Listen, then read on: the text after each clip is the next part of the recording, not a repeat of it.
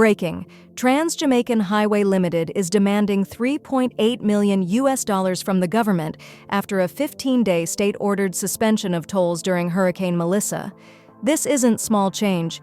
It's a major crisis in one of Jamaica's biggest infrastructure deals.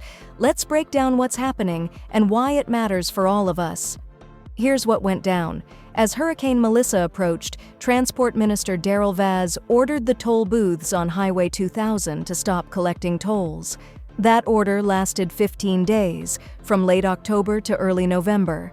According to TJH's own numbers, that interruption cost them around $3.8 million in lost revenue. That number comes from their average daily toll revenue of about $254,000. This isn't just a "we lost a few days" story. It's a test of TJH's entire financial structure. They're operating under a 35-year concession agreement with the government.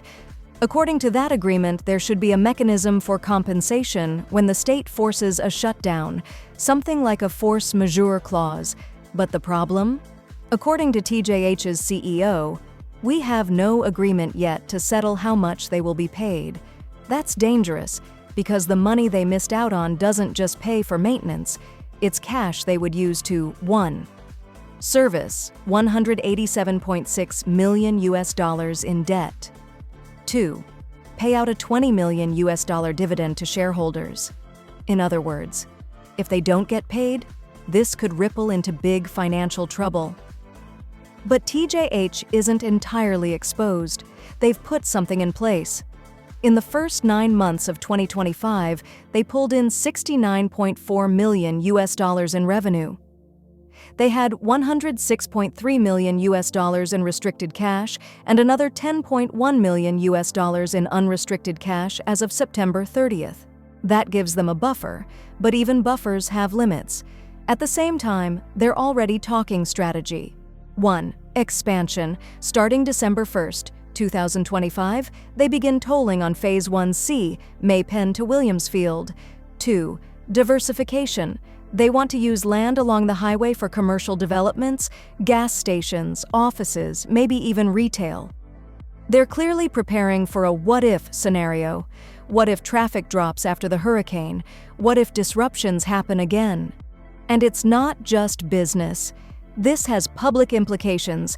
Remember, the toll suspension was a state-ordered act, so the government is now being pressed to do the right thing. For Jamaicans, this matters, because Highway 2000 is a key artery. It's how people travel between Kingston, May Pen, and Portmore. Plus, while all this was happening, TJH announced a $100 million Jamaican donation to help Hurricane Melissa victims, building materials, zinc sheets, lumber, nails, for more than 2,000 households. That may help their public image, but it doesn't necessarily pay the bills. So what's next? TJH says more talks are coming.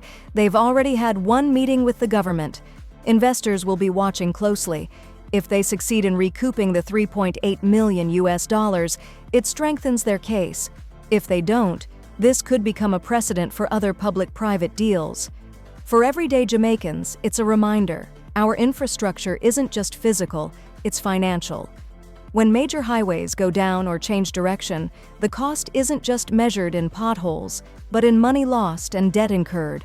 Bottom line, TransJamaican isn't just negotiating money back, they're fighting to protect their business model, and Jamaicans could feel the effects one way or another.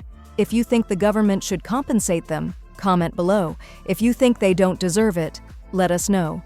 And if you want more live breakdowns of big finance stories in Jamaica, hit like, subscribe, and ring that bell. Stay tuned.